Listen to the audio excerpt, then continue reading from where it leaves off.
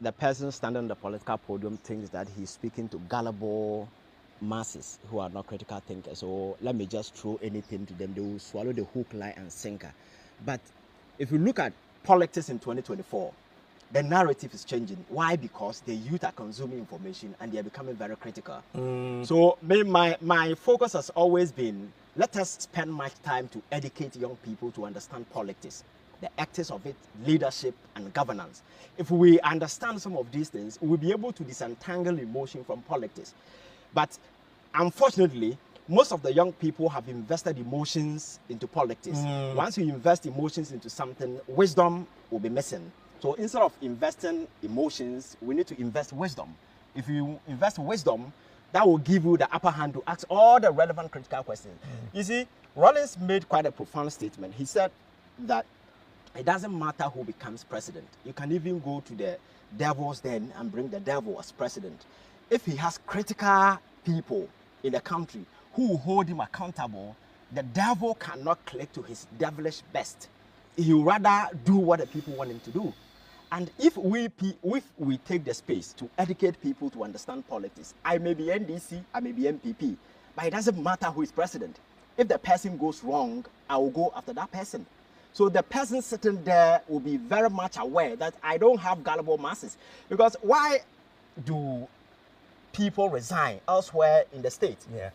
Why? Because it's the same duopoly. It's the same two political parties, power alternating. But why do they resign? Because they know they are dealing with an enlightened class of people, very intelligent. So if you do something, you will not be told to resign. On your own, you sit down, because the relationship that exists between the power and the people and those in power is intellectual kinship and mutual respect.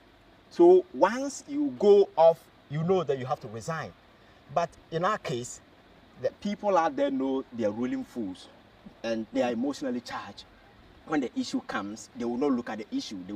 They will discuss where the person stands across the political divide. So that gives them that leverage, that advantage. Come on, let's spin anything. I don't know that we have a media that also spin the narrative for us.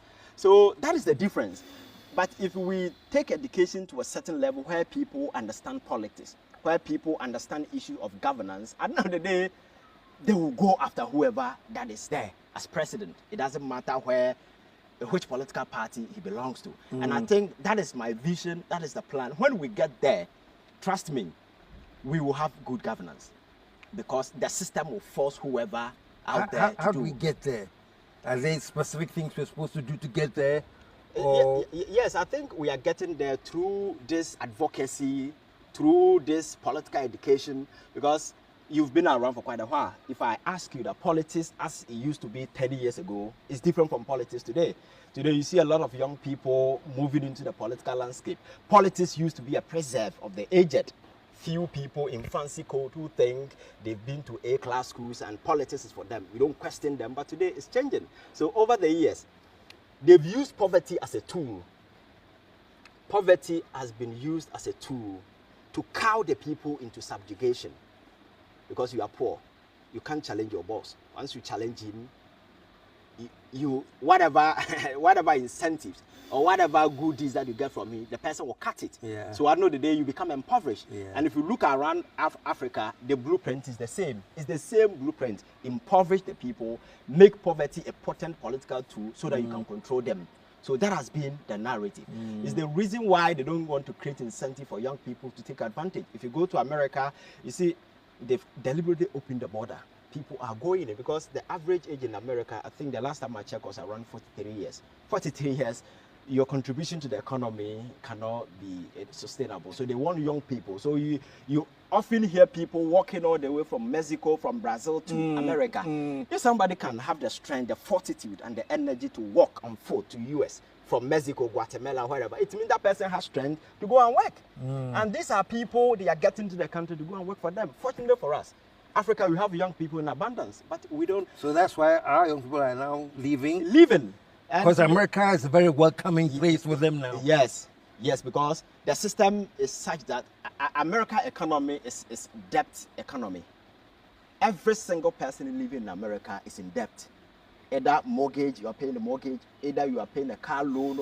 So you can't sit in America. You've been there for a month and say, hey, I'm not working. It's not possible. Because You got to pay bills, man. exactly. So because of these things, you are forced to work. The job opportunities are there. But here, who is creating the job opportunities? Monies that are meant for some of these enterprises are channeled into other flimsy, unreasonable enterprises, like the National Cathedral. For it, I was so much disappointed when men of God, people who claim God speaks to them.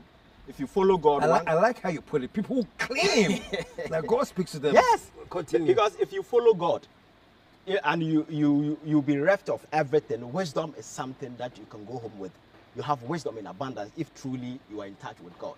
If you look at the current economic circumstances of this country, the level of economic degradation and deprivation, and somebody on his right senses will counsel the sitting president that today, where countries are investing in research, sciences, today Internet of Things, today robotics, today IA, whole lot of innovative hubs coming up. And then people will tell you that, no, let us go and build cathedral so that God will forgive our sins. You see, such a mind do not qualify to rule a country, because that head belongs to antiquity. It belongs to the 12th century. And this is a man ruling us as president. And that is why I'm so disappointed. And you have these tongue of people who are supposed to look him in the face and tell him, hey, Olumai, you don't have to do this. Yeah. Surprisingly, like, these are people who are aiding and abetting him. Yeah. And when it got to a point, the corruption cases started popping up. These cowards, who are men of God, just issue, so you saw all of them issue statement one after the other, resigning, without having the decency to look into Ghanaians in the face and say, hey, we are sorry, because some of us came out earlier, and we made it aware that at this time it was not necessary. So you're not happy with the resignation? No. What else should have come with it? No, I think if we live in a serious democratic dispensation, you don't waste it, fund and apologize and go away. You can't. These people should be facing prosecution, and I'm hoping that in the future, so that if we don't do these things, people will always take advantage. I've always been telling people in the state there are two things that a state cannot do. You cannot show mercy, you cannot show weakness. Because once you show mercy, people will take advantage. Oh, at the end, they will forgive us. If you show weakness, people will capitalize on your weakness and do the excesses. So as a state, always and always, I'm coming from a background where I've come to the realization that every single human being is dangerous. It doesn't matter who the person is. Every human being is very dangerous. And for us to collect to our best, we need incentives and opportunities. So as government, it is your job to take away the incentives and opportunities that will stop man from being evil. So if you don't take these incentives and opportunities there, you are giving them the necessary incentive to be evil. So the best way is to set up systems and mechanisms to check man and make sure they face the consequences, to deter them from further engagement. Maybe not to deter just them, but to send a message or signal to people out there. You know, men of God did this. These are the consequences. If you're an ordinary person sitting there, you know what is coming for you. You understand? In America, recently, the whole former president was tried. And today, as we speak, the current mayor of New York is standing trial in the United States of America. He's undergoing a whole lot of prosecutorial kind of stuff. But here, people get away with it.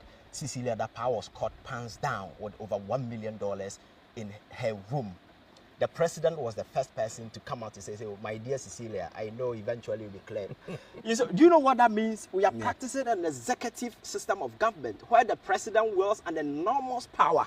When an executive president comes out to preempt an ongoing investigation and tells you, I know you will come out freely, as a state institution, you cannot do anything to the contrary, because once you do that, you understand. Yeah. So it was deliberate.